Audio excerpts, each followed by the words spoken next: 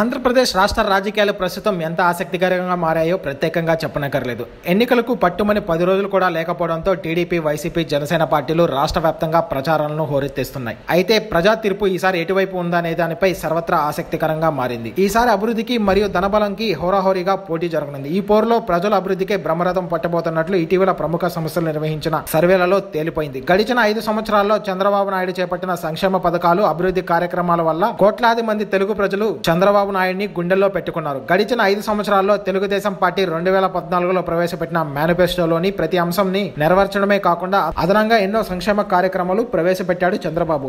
అందులో ఒకటి సైకిళ్ల పంపిణీ పథకం. ఈ పథకం ద్వారా రాష్ట్ర వ్యాప్తంగా 1,87,000 బాలికలకు సైకిళ్లు పంపిణీ చేశారు. అంతేకాకుండా ఆక్వా పరిశ్రమ ఎగుమతులలో దేశంలోనే నంబర్ 1 గా ఆంధ్రప్రదేశ్ రాష్ట్రాన్ని తీర్చిదిద్దాడు. మన ఆంధ్రప్రదేశ్ రాష్ట్రంలో ఆక్వా సాగు విస్తీర్ణం 2 లక్షల హెక్టార్లు ఉండగా 2018లో 34 లక్షల టన్నులు ఉత్పత్తి జరిగింది. దీని ద్వారా 20,600 కోట్ల రూపాయలు ఆదాయం చేకూరింది.